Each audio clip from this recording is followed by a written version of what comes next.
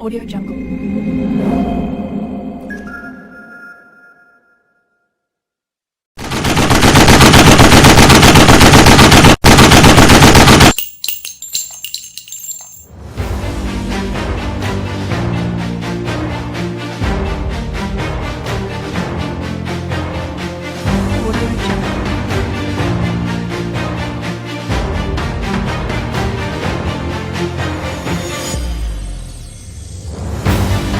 Audio Jungle.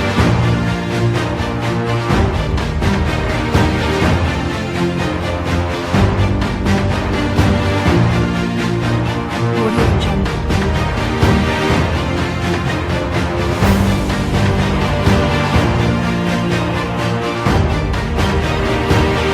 Audio Jungle. Audio Jungle.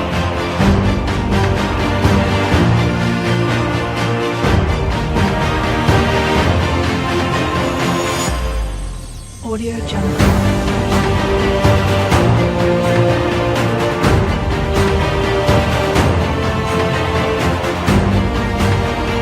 Audio Jungle. Selamat bertemu kembali kawan-kawan Raider. Hari ini kita akan bahas Airsoft Gun di channel YouTube-nya Raider. Tapi jangan lupa sebelum kita ngobrol berpanjang-panjang, klik tombol subscribe sama loncengnya dan like. Dan jangan lupa juga di share ke kawan-kawannya. Baik kawan-kawan Raider, salam satu laras. Kita hari ini ngobrol terkait dengan Airsoft Gun. Kita kedatangan kawan nih, kawan seperjuangan. Ada Om Satyo. Om Satyo. Nah ini Om Satyo ini kebetulan beliau adalah penggiat Airsoft Gun. Beliau atlet juga karena beliau sering beberapa kali ikut pertandingan Airsoft Gun. Cuman nanti kalau kita bilang atlet juga beliau akan menyangkal juga ini, karena banyak yang dicangkal juga sama Om Satyo nih kayaknya nih.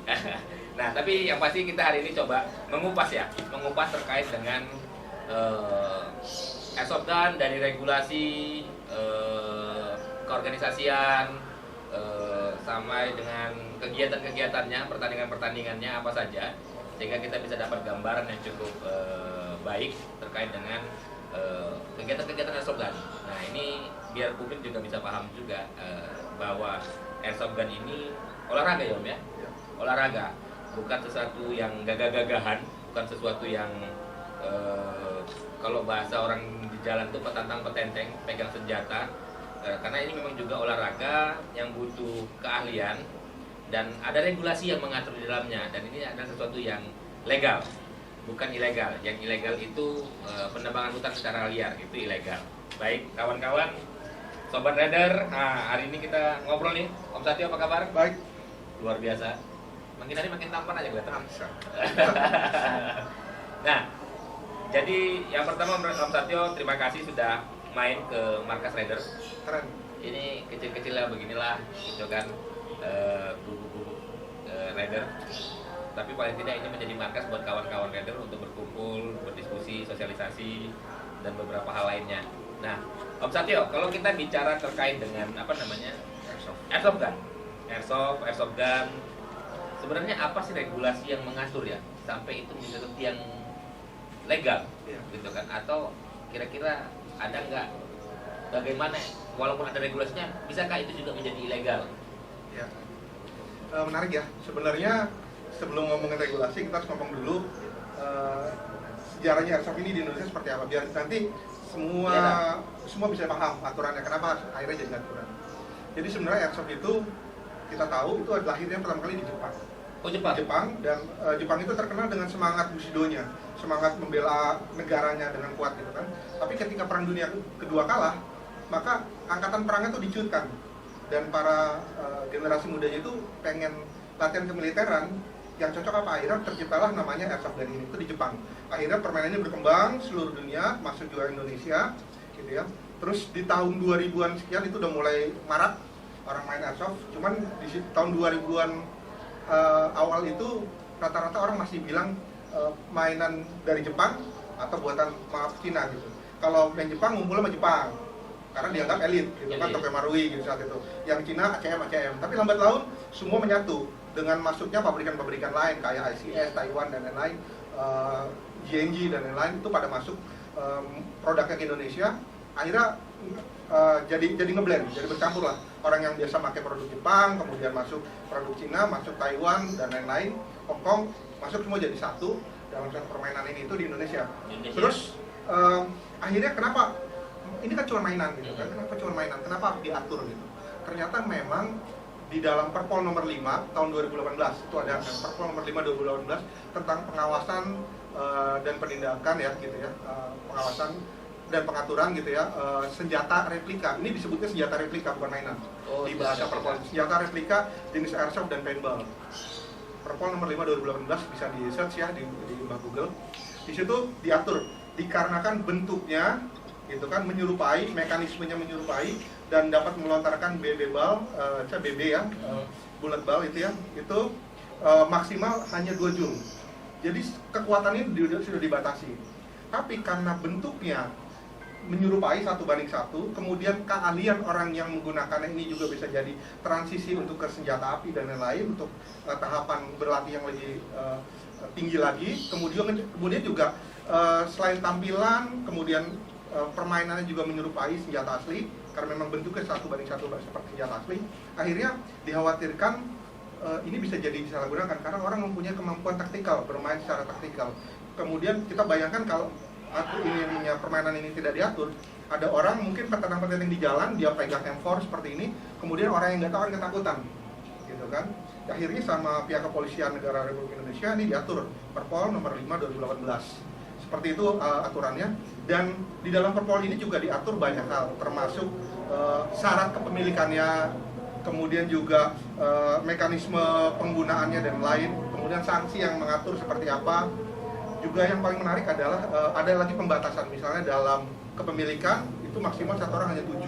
Dan kalau membawa dari rumah ke tempat latihan itu juga ada tekniknya, membawanya juga diatur juga dalam Perpol, tidak boleh mencolok sekali gitu. Termasuk juga ada diatur adanya orange tip permanen seperti ini. Kalau di senapan itu sekitar 2 cm, sementara untuk pistol itu 1 cm. Untuk pistol seperti ini. Ya, sekitar ini, seperti ini, itu tanda bahwa itu adalah airsoft gitu. Jadi ada orange tip-nya, kemudian tidak lagi kita diatur boleh sebebas-bebasnya mengganti mekanismenya sehingga mempunyai kekuatan joule yang tinggi karena maksimal hanya 2 joule seperti itu.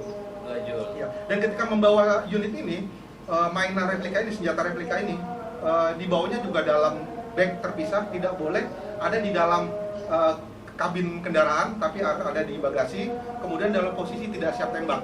Artinya magasin terlepas dari replika senjata induknya dan lain-lain. Tidak boleh dalam posisi siap tembak, kita taruh di badan, kita pakai berkendara gitu, baik motor maupun mobil, itu tidak boleh. Nggak boleh. Jadi kalaupun dibawa dia tidak boleh ready to shoot ya? Ready to shoot nggak boleh ya? Boleh. Dan dia tapi banyak mengeluarkan BB. Iya. BB-nya itu di dalam Perpol nomor 5 itu diatur untuk ukuran beratnya adalah itu 6 mm diameternya, sementara untuk ukurannya beratnya adalah 0,12 sampai maksimal itu sekitar 4 gram. 4 gram. Iya. BB-nya itu campuran antara plastik dan keramik, jadi putih seperti itu. Kalau mainan anak-anak kan warnanya kuning gitu kan, itu plastik murni. Jadi kalau ketembak dia cenderung ngikutin arah angin gitu. Sementara kalau ini dia cenderung lebih berat. Jadi walaupun ini mainan, kekuatannya juga dibatasi, tapi ini masuk dalam kategori olahraga permainan yang harus dilindungi dengan alat keselamatan diri yang baik. Misalnya tadi pelindung mata, pelindung wajah, itu lebih baik digunakan gitu ya dalam permainan ini. Karena BB-nya itu walaupun kekuatan 2 joule, ketika masuk benda lunak, perangkat lunak di badan kita dalam mata, maka mata kita akan rusak, bisa jadi buta. Gitu. BB tadi Om? Ya? BB tadi apa namanya? Pelurunya ini. Kepanjangannya? Ball bullet. Ball bullet. Ya. Ingat ya kawan-kawan ya, BB itu ball bullet, bukan berat badan, apalagi barang bukti. Nah, karena ini pelurunya senjata replika. Satyo, kalau tadi kita bicara tentang sejarah ya, sejarah terus ditambah dengan mekanisme senjata ya. Kalau untuk kepemilikan bagi orang yang mau memiliki gitu kan unit airsoft dan itu ada nggak sih regulasi mengatur itu? Oh ya, tentu ada ya. Di Perpol nomor 5 2018 itu jelas bahwa kalau kita ingin memiliki senjata replika airsoft gun ini, maka salah satunya adalah dia harus bergabung pada klub yang resmi. Klub yang resmi apa? Klub yang terdaftar di induk organisasinya. Gitu kan. Kalau airsoft gun itu ada Porgasi, kemudian ada ABU, kemudian ada FAI, ya kan? Tapi kalau hanya untuk tembak reaksi, cenderung rata-rata bergabungnya di Perbakin. Karena beda, Perbakin larinya ke KONI, sementara kalau 3 organisasi induk tadi itu larinya ke Formi. Ya, Federasi Olahraga Masyarakatan ya. Dan karena memang di dalam airsoft ini kegiatannya pertama gini, airsoft ini sama sekali bukan senjata bela diri. Jadi memang nggak boleh melekat ke badan, dibawa kemana-mana gitu ya, karena buat jaga diri nggak ada. Airsoft ini di dalam Perpol nomor 5 2018 itu dia bilang bahwa airsoft ini hanya digunakan untuk kegiatan apa? Pertama kegiatan rekreasi, kemudian kegiatan atraksi, kemudian permainan dan prestasi. Iya, itu aja hanya kegiatannya. Jadi tidak boleh ini dipakai untuk kita bilang kita bela diri atau kita untuk berburu, enggak, karena memang kekuatannya terbatas dan memang ini bukan senjata diperuntukkan untuk bela diri. Ini semata-mata untuk permainan, olahraga, rekreasi dan atraksi. Itu dari Perpol ya? Dari Perpol ya? Iya. Jadi memang nggak bisa juga disebut sebagai bela diri ya? Dan tadi kalau mau masuk, selain beberapa syarat tadi, juga ada syarat lanjutannya bahwa usianya itu adalah minimal 17 tahun. Minimal 17 tahun? Ya, tapi kalau misal contoh gini, di rider ini ada anak SD, tapi dia mempunyai keahlian menembak yang cukup bagus dan memang ada bakat atlet, maka dengan rekomendasi dari induk organisasi dan timnya dan klubnya, dia bisa bergabung di klub tersebut walaupun belum 17 tahun, tentu dengan persyaratan lain, misalnya surat izin orang tua dan lain-lain ya. Dan untuk itu juga SKCK di awal ketika bergabung dalam klub yang resmi juga harus ditunjukkan seperti itu. SKCK ya? Iya. Oke. Jadi memang betul-betul apa ya? Ini memang sebuah kegiatan olahraga dan rekreasi sebenarnya ya. Yang bersifat akuntabilitas, artinya dapat dipertanggungjawabkan ya. Dipertanggungjawabkan. Iya. Baik. Kira-kira ada aturan lain dong terkait dengan airsoft gun ini ya? Iya. Ya tadi bahwa apa namanya, walaupun ini permainan replika senjata, tapi kita selalu memperlakukan replika senjata ini sebagaimana senjata aslinya. Contoh apa? Kita tidak boleh mengarahkan laras senjata ini ke orang lain. Oh, nggak boleh? Di luar ketika lagi bermain. Iya. Kita bercanda gitu ya, kemudian kita ancam-ancam seperti ini, itu nggak boleh. Kemudian apalagi, kita tidak masuk jari ke pelatuk sebelum sasaran terbidik ketika dalam permainan. Di airsoft sendiri banyak permainannya. Jadi ada yang menganut tembak reaksi biasanya dia tidak menembak orang. Ya kan? Kemudian ada permainan yang sifatnya hiburan dan rekreasi. Itu ada seperti skirmish atau perang-perangan, kemudian dengan beragam skenario ya, dari deathmatch, kemudian capture general gitu, kill the general atau capture flag dan lain-lain modelnya. Itu mereka dua tim itu saling perang, dan itu head to head, begitu kena hit keluar, yang menang duluan yang misalnya bisa menghabisi lawannya dia menang. Kemudian juga ada lagi kill house, jadi masuk ke ruangan membersihkan seperti teroris yang ada di dalam ruangan seperti itu ya. Kemudian ada lagi marksman atau penembak tepat. Nah, penembak tepat itu bisa dibilang kayak sniper, tapi kalau karena di airsoft itu karena kekuatannya terbatas, beda sniper sama marksman-nya sama untuk jaraknya. Gitu. Ada nembak dengan 3 posisi juga, dari berdiri, berlutut, kemudian tiarap. Nah, seperti itu permainan sama. Jadi memang memilih atlet airsoft ini memang sebenarnya sangat mudah sekali bertransformasi ketika latihan menggunakan senjata asli, karena tekniknya sama, teknik sama, kemudian teknik menarik pelatuk seperti itu, pernapasan sama juga. Sama juga ya? Iya, seperti itu. Jadi memang karena ini secara teknis penggunaannya sama dengan senjata api ya? Iya. Jadi memang aturan-aturan senjata tidak boleh melekat di badan. Tidak boleh melekat di badan. Tidak boleh melekat di badan. Ya, dalam situasi apa? Dalam membawa, saat membawa ya. Saat membawa ya. Di luar dari pertandingan ya. Di luar dari kita hanya bisa membawa ini adalah dari rumah ke tempat permainan atau pertandingan.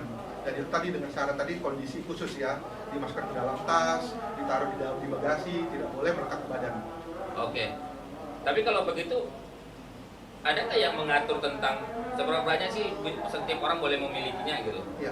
Untuk di dalam Perpol nomor 5 2018 itu setiap orang maksimal memiliki 7. Hanya 7. Terus kalau mau ke tempat latihan atau pertandingan juga disyaratkan dia hanya boleh membawa 2 unit utama dan 2 unit cadangan.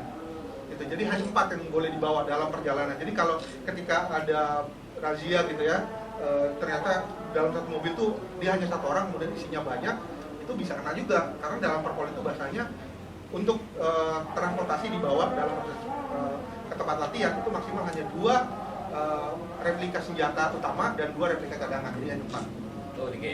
Jadi setiap orang itu hanya boleh memiliki maksimal 7 unit. 7 unit. Dan kalau dari membawa juga disarankan bahwa maksimal 4 orang, 4 unit. Ya. Jadi nggak boleh dong ada orang yang jadi kolektor gitu. Untuk secara regulasi tidak diatur itu, tapi kalau untuk dia memiliki lapangan khusus, misalnya dia klubnya, kemudian dia juga mempunyai gudang senjata juga gitu ya, yang sudah juga di-assess atau dinilai keamanannya oleh Bapak Kepolisian, itu biasanya mungkin ada izin khusus terkait itu ya.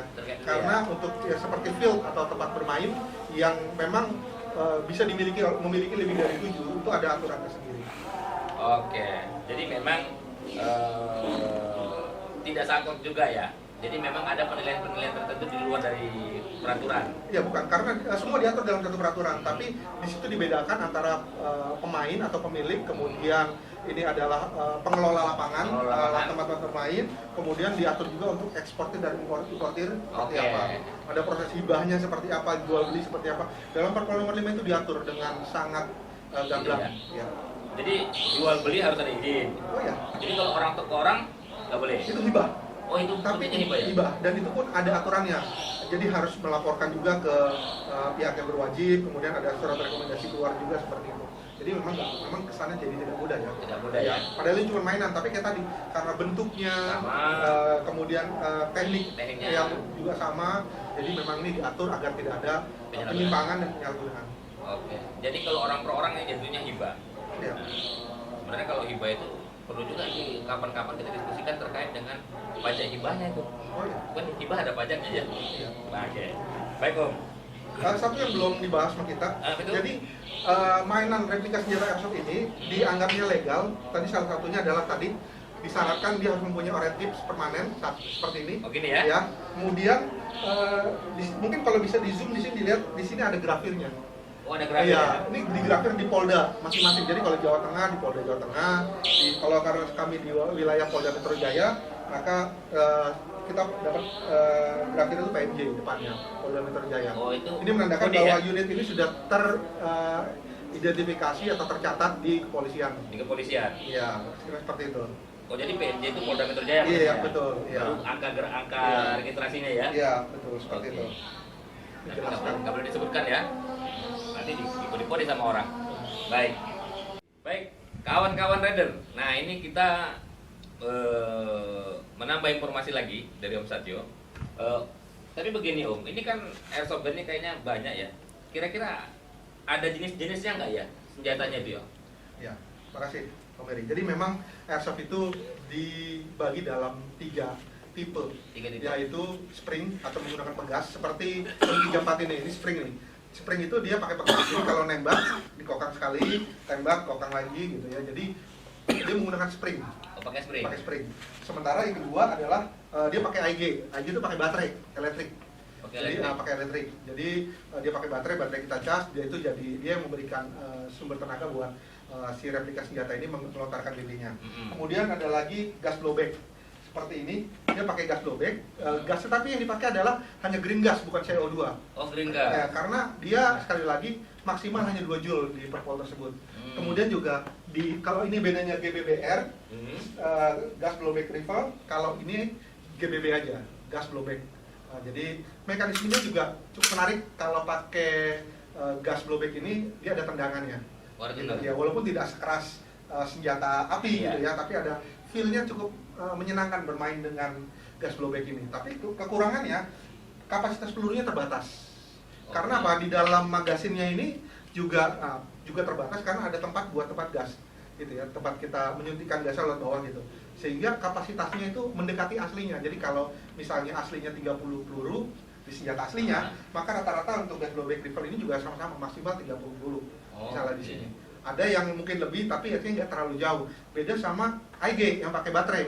itu satu magasin itu bisa sampai 200, 250, bahkan drum mag itu bisa ada yang sampai 3000 gitu, satu tempat peluru itu. Jadi cukup bermainnya bisa menghaburkan peluru gitu ya. Beda sama GBR nih lebih mengutamakan presisi dan feel-nya nembak seperti itu. Karena juga kalau AEG dia tidak ada syarat apapun kecuali dia masukkan baterai, kemudian rilis save-nya gitu ya. Sementara kalau GBR dia harus ada mekanisme seperti ini, misalnya contoh dikokang. Nah, jadi mendekati aslinya, gitu loh mekanismenya, seperti itu. Jadi dia ada yang gas, green gas, Ya. ada yang pakai spring ya, Ya. yang sekali tarik itu, Ya. sekali tembakan, Ya, ada yang pakai elektrik. ada yang pakai elektrik, pakai Ya. baterai tadi. Ya. Kalau baterai itu cas ya Om? Baterai itu dicas. Bukan baterai yang Bukan, ya? baterainya dicas, memang dicas itu. Oh. Baterai Zippo gitu ya, kemudian dan seperti Zippy gitu ya, segala macam. Itu banyak sekali modelnya, tapi itu dicas. Dicas Om ya? Ya. Jadi listrik ya? Ya, baterai Zippo. Oke.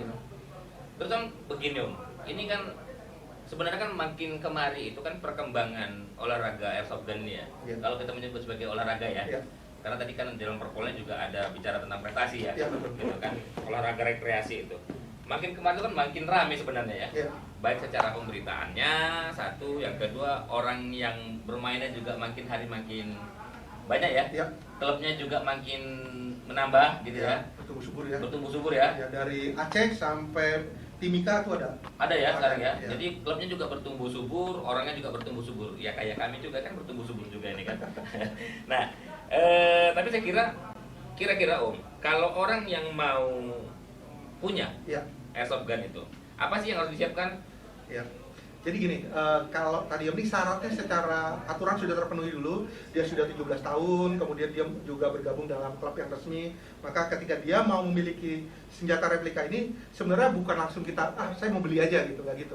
Kita harus kenal dulu tabiat kita seperti apa. Lebih baik kita datang ke tempat permainan yang menyewakan rental senjata replika airsoft ini. Dari situ kita akan belajar dan melihat tipe kalau kita seperti apa. Tipenya seperti apa. Jadi ada yang orang yang tipenya mohon maaf, misalnya dia nembak, ngumpet lagi, nembak satu-satu, ngumpet lagi. Sama ada orang yang mungkin suka lari, tek lari, kemudian nembak lagi lari gitu. Kemudian ada juga yang Rambo gitu kan, nembaknya dia nyiram ya gitu seperti itu gitu. Dengan kondisi seperti itu kita jadi bisa tahu, oh kalau saya sukanya nembak ngumpet, maka cocoknya saya jadi sniper. Jadi lebih baik belinya kayak gini. Tapi kalau saya sukanya yang taktikal bergerak terus, berarti saya beli yang karbin, entah MP5, M4 segala macam atau SMG gitu ya, atau AK. Tapi kalau misalnya saya sukanya tadi ngambur-ngambur dulu dan suka kelihatan mengintimidasi lawan gitu ya dalam permainan, berarti saya cocoknya pembawa machine gun yang pakai kaki dua gitu, pakai Minimi, M60 gitu kan, atau tadi senjata replika lain yang mempunyai kapasitas drum mag cukup besar. Jadi lihat dulu tipikalnya seperti apa kita, baru kita bisa menentukan saya cocoknya beli M4 misalnya, saya cocoknya beli ini misalnya XM177 Evo 2. Jadi nggak sedikit ya, untuk kepemilikan efektif itu nggak cukup ya dengan melihat bahwa wah ini keren nih senjatanya ini. Ya. Contoh macam ini gitu ya. Saya kan melihat ini kan cakep nih, Ya. gitu kan. Yang ini nih. Nah, wah cakep nih, taktikal kali nih, gitu Ya. kan. Nah, tapi sebenarnya bukan passionnya saya gitu. Ya, tidak cocok dengan gaya permainan ya nanti. Iya. Nah itu yang sebenarnya nanti disayangkan ketika Anda membeli, sementara tipikal Anda sebenarnya ngumpet-ngumpet nih. Cocoknya pakainya sniper sebenarnya. Sniper. Iya, yang pakai alat bidik, ngumpet diem, biar musuh nggak tahu posisi kita di mana, nembak baru. Nah itu pakainya sniper gitu kan. Nah, tinggal ngikutin, kalau passion kita memang cocoknya di sniper, tinggal beli sniper, senjata replika berjenis sniper, kemudian juga melengkapi gear dan perlengkapan yang mendekati pengoperasian senjata replika untuk sniper. Misalnya pakai ghillie suite dan lain-lain gitu ya. Oke, jadi memang sobat raider, kawan-kawan raider, jadi untuk memiliki airsoft gun ini juga biar efektif kepemilikannya, jadi beli senjata itu nggak akhirnya tidak mubazir gitu Iya, kan? tidak mubazir. Tidak mubazir. Ya memang yang pertama itu ya kita harus mengenali karakter kita dulu ketika bermain ya. Betul. Ketika bermain, apakah kita tadi yang tadi itu ya nembak ngumpet, atau mungkin yang kita taktikal Bergerak bergerak terus, gitu ya. kan? Atau memang model bulldozer ini, intimidasi gitu kan, kayak Rambo, main tembak aja gitu Om ya. Nah, sehingga karakter kita itu menentukan kira-kira senjata apa yang cocok untuk kita beli, sehingga kita mainkan ya. mendukung permainan kita, gitu Om ya. Betul. Baik. Nah, kemudian begini Om, karena ini apa namanya, replika ya, replika. Tidak semua orang paham, gitu kan. Tidak semua orang paham bahwa ini replika. Ketika mungkin kalau saya ini full aksesoris begini, jalan nenteng di pinggir jalan, mungkin saya bisa, orang mungkin bisa kabur lihat saya kali. Dan itu bisa ditangkap. Dan bisa ditangkap, gitu kan. Nah, jadi yang kedua mungkin juga ada orang yang memang memilikinya memang untuk niat-niat tertentu ya, tidak untuk olahraga. Misalnya untuk koleksi gitu. Satu koleksi, atau yang kedua untuk gaya-gayaan kali ya. Kalau itu gaya-gayaan enggak, karena memang di perpol itu enggak ada. Yang ada hanya untuk peruntukan atraksi, kemudian rekreasi, kemudian prestasi gitu ya. Seperti itu gitu loh. Tapi karena begini Om, saya kira ini kan agak rentan pelanggaran ya. Tergantung, karena biasanya kalau kita bergabung dengan klub yang jelas, saya pikir seperti Raider gitu ya, bisa melakukan sosialisasi dan pembinaan ke semua personilnya, sehingga tidak ada lagi penyalahgunaan karena ketidaktahuan akan aturan main memiliki dan menggunakan airsoft gun. Oke, tapi kalau bicara penyalahgunaan Om, atau pelanggaran aturan ya, kira-kira apa saja sih yang sering terjadi ya penyalahgunaan apa namanya unit airsoft gun ini? Karena melihat kan 1:1 kan, menarik kita melihatnya gitu kan. Nah, saya aja yang kurang-kurang tampan mungkin kalau makingnya begini nih agak tampak wibawanya gitu ya, kan sepertinya gitu kan. Tapi belum tentu juga gitu ya. Betul. Ya memang di pasal 34. Tapi kalau Om Satu kan gini kan ngeliat ini kan gagahnya keluar gitu ya. Tampan dan mempesona gitu. Oh, bukan ya? Bukan. Sama aja. Sama-sama udah punya anak soalnya. Balik lagi di pasal 34 itu di Perpol nomor 5 itu dijelas sebenarnya tidak boleh meletuskan, menembakkan senjata replika ini di luar tempat bermain. Gitu. Jadi hanya begitu masuk bermain kita bisa meletuskan. Kalaupun kita harus zeroing atau ngeset optik didik, itu ada tempat tersendiri. Jadi tidak boleh meletuskan. Terus kalau misal ternyata dilakukan, apalagi dibawa ke tempat umum ada pelanggaran gitu ya. Saya pikir kalau untuk anak-anak airsoft yang tergabung dalam klub resmi itu tidak pernah terjadi. Karena selalu diberikan coaching, selalu diingatkan oleh timnya, klubnya bahwa seperti apa memperlakukan airsoft itu di tempat umum dan bermain dengan safe seperti apa gitu ya. Tapi balik lagi, kalau kita bicara ada kata ada orang nakal yang coba-coba gitu. Saya mau petentang-petentang pakai airsoft, ternyata dia ketangkap sama kepolisian. Ada patroli kemudian ketangkap gitu ya. Sanksinya apa? Itu yang paling penting kan. Sanksinya apa? Sanksinya biasanya adalah pencabutan izinnya bahwa dia memiliki ini. Jadi senjata replika ini akan disita. Pilihannya nanti dihancurkan oleh negara di pasal 35. Kemudian orang tersebut jika memenuhi unsur hukum pidana akan dibawa ke ranah hukum pidana gitu kan. Misalnya dia dipakai untuk menganiaya orang segala macam gitu. Karena kalau yang tergabung dalam klub mereka ngerti aturan main ini. Jadi sangat berhati-hati dan hanya memperlakukan airsoft ini hanya di tempat bermain, bukan di tempat umum atau di tempat yang bukan tempat bermain kita pakai nggak pernah. Nggak boleh ya? Atau mungkin begini ya, kenapa Perkapolri itu menyarankan bahwa setiap pemilik senjata itu harus tergabung dalam klub? Mungkin biar ada wadah yang sering mengingatkan pemilih gitu kan, sering memberikan informasi terbaru, mengingatkan tentang bahasanya mungkin adab ya, adab memilikinya gitu kan, atau adab memperlakukan senjatanya gitu kan, karena ini replika, tidak semua orang paham itu replika gitu kan, jadi ada cara-cara tertentu gitu kan, jadi klub bisa sering mengingatkan gitu ya, mengingatkan kepada anggotanya untuk tentang bagaimana memiliki airsoft gun ini sehingga tidak berpotensi melakukan pelanggaran hukum gitu kan, karena tapi kalau tergabung pun sebenarnya kalau ditangkap ya pribadi juga ya Om ya. Pasti biasanya akan ada sanksi juga karena biasanya ketua klub juga akan dipanggil. Ketua klub juga akan dipanggil ya. Nah tuh. Jadi pembinaan itu memang harus berkesinambungan dan berkelanjutan. Sehingga bukan berarti kita sudah menyampaikan sekali terus kita tidak mengingatkan, enggak. Bahkan biasanya sebelum bermain itu kembali kita saling mengingatkan satu sama lain. Jangan lupa sebelum pulang nanti di semua make off ya, dicopot gitu. Magasin dicopot, kembali masuk ke dalam bagasi agar tidak melanggar Perpol nomor 5 2018. Oke. Nah, jadi kawan-kawan Raider, ini yang harus diingatkan betul bagi kawan-kawan bahwa ini adalah sebenarnya senjata replika yang memang digunakan untuk kegiatan olahraga rekreasi Dan prestasi. dan prestasi. Karena ada hadiahnya. Olahraga rekreasi dan prestasi. Karena memang ini tools olahraga. Ya. Dan gitu kan tools olahraga. Jadi ada pertandingannya, ada klub yang mewadahinya, ada tata cara bagaimana memilikinya, sampai dengan juga tata cara bagaimana berapa banyak kepemilikannya, bagaimana membawanya gitu kan, di tempat apa saja ini bisa digunakan gitu kan, sehingga itu membuat kepemilikan airsoft gun itu menjadi kondusif gitu kan. Nah, jadi bagi kawan-kawan radar, saya kira ini bisa menjadi informasi yang memberikan tambahan kepada kawan-kawan tentang apa sebenarnya dan bagaimana airsoft gun itu gitu kan. Yang kedua tentang bagaimana sih kalau kita mau bergabung dengan airsoft gun, dengan tim-tim airsoft gun ya. Iya.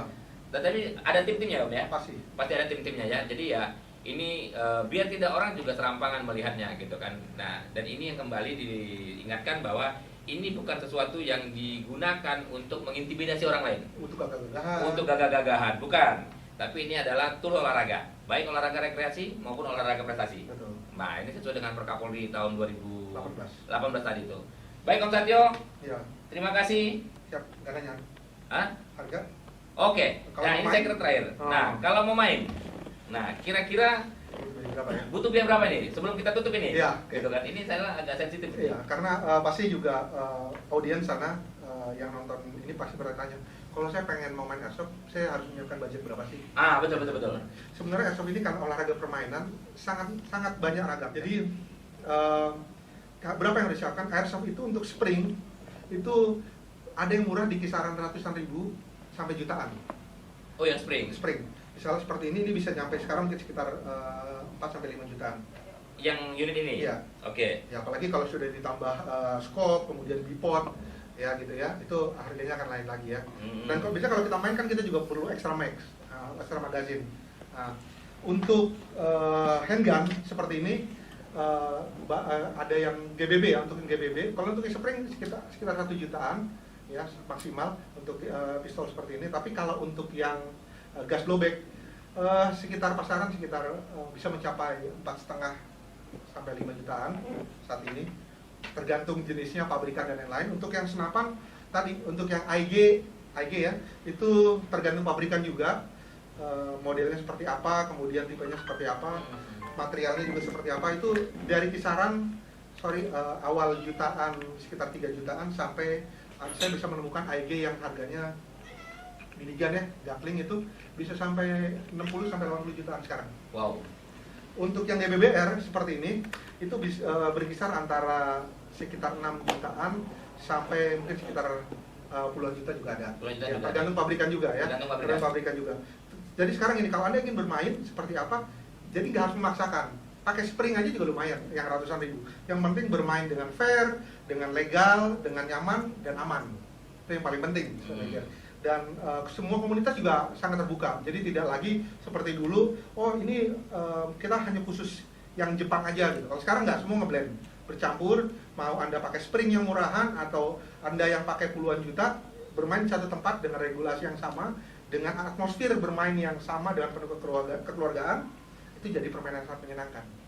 Baik, kawan-kawan kader. Nah, saya kira bagi kawan-kawan yang berminat ikut dalam olahraga airsoft gun ini, ya yang pertama tadi saran Satyo, memang kawan-kawan juga harus mengenali dirinya ya, mengenali dirinya sehingga tipikal bermainnya seperti apa, sehingga kawan-kawan bisa menentukan secara efektif kira-kira senjata seperti apa yang kawan-kawan cocok pegang, Ya. cocok miliki. Itu yang pertama. Yang kedua juga nggak usah terkhawatir dengan dengan harga. Ya.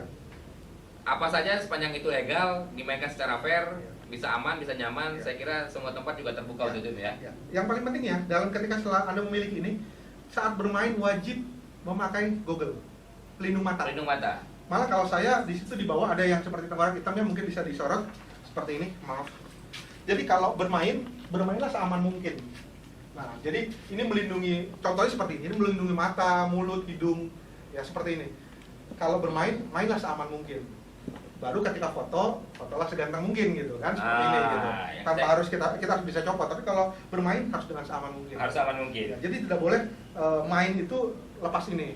Bahkan ketika tembak rasi sekalipun juga kita memakai kacamata. Tidak boleh bermain airsoft tanpa pelindung mata.